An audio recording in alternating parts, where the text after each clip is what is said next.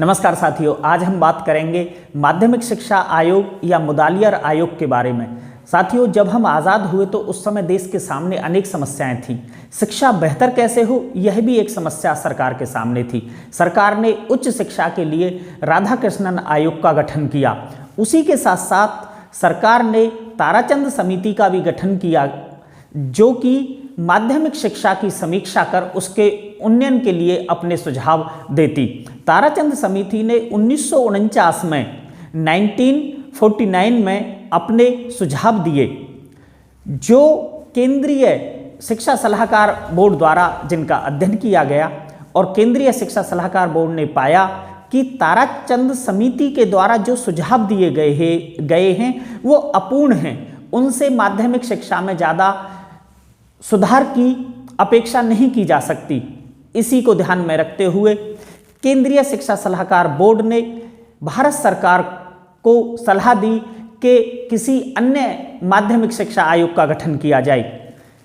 केंद्रीय शिक्षा सलाहकार बोर्ड की सलाह पर भारत सरकार ने 23 सितंबर 1952 को माध्यमिक शिक्षा आयोग का गठन किया, जिसके अध्यक्ष डॉक्टर लक्ष्मण स्वामी मुदालियर थे, जो तत्कालीन मद्रास विश्वविद्यालय के उपकुलपति थे। और ख़ास बात यह भी है कि ये जो डॉक्टर लक्ष्मण स्वामी मुदालियर थे, ये राधाकृष्णन आयोग में भी सदस्य थे। उस समय के अच्छे शिक्षाविदों में डॉक्टर लक्ष्मण स्वामी मुदालियर का नाम था।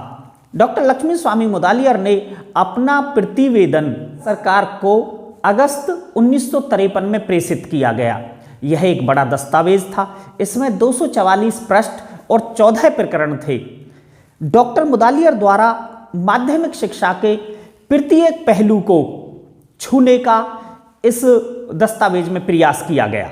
माध्यमिक शिक्षा आयोग की नियुक्ति का जो उद्देश्य था वह माध्यमिक शिक्षा से जुड़ा हुआ था। माध्यमिक शिक्षा में जो भी समस्याएं उस समय थीं, उनको पहचान कर उनका निराकरण करना या उनके निराकरण के संबंध में सुझाव देना माध्यमिक आयोग का, जो माध्यमिक शिक्षा आयोग था, उसका मुख्य उद्देश्य था। नज़र डालते हैं कि जो उनके मुख्य उद्देश्य थे वो कौन कौन से रहे। तो हम पाते हैं कि भारत के सभी प्रांतों की जो माध्यमिक शिक्षा थी उसके प्रशासन एवं संगठन का अध्ययन करना और उसके संबंध में सुझाव देना। इसी के साथ साथ माध्यमिक शिक्षा के क्या उद्देश्य होने चाहिए, कैसा पाठ्यक्रम होना चाहिए और शिक्षण स्तर उसका वर्तमान में कैसा है, उसमें सुधार कैसे किया जा सकता है, यह उसके उद्देश्यों में था। उसके बाद में देखते हैं हम छात्र अनुशासन। माध्यमिक शिक्षा के उद्देश्यों में छात्र अनुशासन को भी शामिल किया गया, क्योंकि अनुशासनहीनता की समस्या जैसे आज है, उस समय भी छात्र अनुशासनहीनता की समस्या थी। छात्र कैसे अनुशासित रहें, इस संबंध में भी आयोग के जो सुझाव मांगे गए। उसके बाद में हम देखते हैं शिक्षकों का वेतनमान व सेवा शर्तें। माध्यमिक शिक्षा आयोग के उद्देश्यों में यह भी शामिल था कि जो उस समय अध्यापकों का वेतनमान था वह काफ़ी कम हुआ करता था। उनकी जो सेवा शर्तें थी वह बहुत ज़्यादा स्पष्ट नहीं थी, इसलिए उनके उद्देश्यों में शिक्षकों के वेतनमान, सेवा शर्तें आदि के संबंध में भी उनसे सुझाव मांगे गए। उसके बाद हम देखते हैं विद्यालयों की स्थिति। उस समय जो विद्यालयों की स्थिति थी वह बहुत ज़्यादा अच्छी नहीं थी, तो उनसे यह भी अपेक्षा की गई कि माध्यमिक शिक्षा आयोग विद्यालयों की स्थिति का अध्ययन करें और उनमें सुधार हेतु अपने सुझाव दें। उसके बाद हम देखते हैं परीक्षा प्रणाली।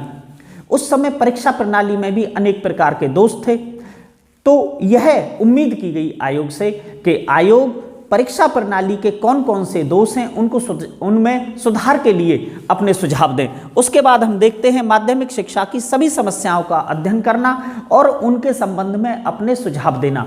इस प्रकार हम कह सकते हैं कि माध्यमिक शिक्षा आयोग की नियुक्ति का जो मुख्य उद्देश्य था वह यह था कि माध्यमिक शिक्षा से जुड़े सभी पहलुओं का अध्ययन करें और अध्ययन करने के बाद ये देखें कि माध्यमिक शिक्षा की कौन कौन सी समस्याएं हैं और उनको कैसे हल किया जा सकता है, उस संबंध में अपने सुझाव दें। यह उसके उद्देश्य और कार्य क्षेत्र में शामिल था। अब नज़र डालते हैं माध्यमिक शिक्षा के दोषों पर, जो उस समय की माध्यमिक शिक्षा में अक्सर देखे जाते थे, जिसके कारण माध्यमिक शिक्षा आयोग का गठन करना पड़ा। सबसे पहले हम देखते हैं कि छात्रों में सहयोग, अनुशासन और नेतृत्व जैसे गुणों का अभाव देखने को मिलता था। यानी कि ये कहा जा सकता है कि उस समय की जो माध्यमिक शिक्षा थी वह ऐसी नहीं थी कि जिसमें छात्रों में अनुशासन बढ़े, सहयोग की भावना बढ़े या नेतृत्व गुणों का विकास हो।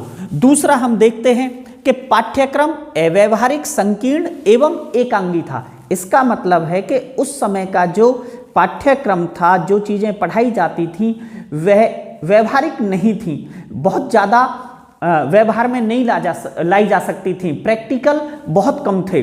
उसी के साथ साथ देखते हैं संकीर्ण एवं एकांगी।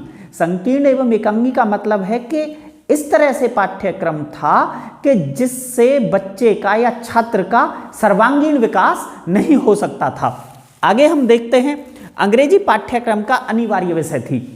जैसा कि देखा गया कि ब्रिटिश काल में अंग्रेजी शिक्षा की जो नीतियां बनाई जाती थी वह अंग्रेज जो नीतियां बनाते थे वह अपना लाभ देखकर बनाते थे, और क्योंकि उन्हें अंग्रेजी सीखे हुए क्लर्कों की ज़्यादा आवश्यकता होती थी, इसीलिए वह ज़्यादातर अंग्रेजी माध्यम को प्रोत्साहित करते थे।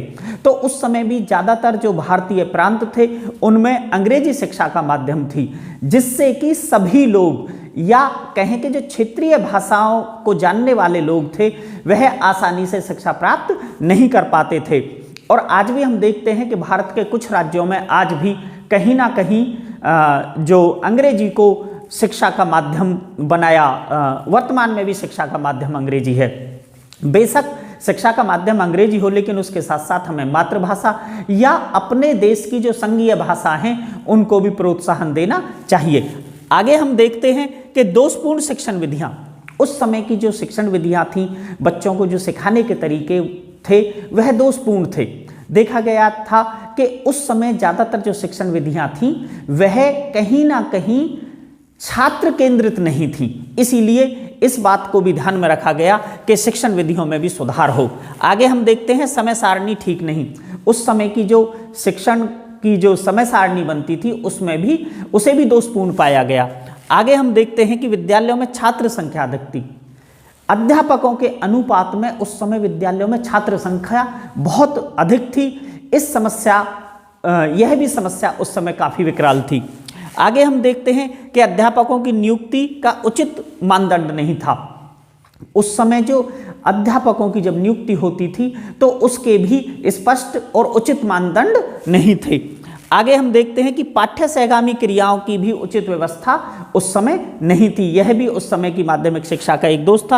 आगे हम देखते हैं कि दोषपूर्ण परीक्षा प्रणाली। उस समय की जो परीक्षा प्रणाली थी वह भी दोषपूर्ण थी। इन्हीं सब दोषों को ध्यान में रखते हुए माध्यमिक शिक्षा आयोग का गठन किया गया और यह उम्मीद की गई कि उनके सुझाव माध्यमिक शिक्षा के इन दोषों को दूर करके एक बेहतर माध्यमिक शिक्षा जो भारत में लोगों को मिलेगी।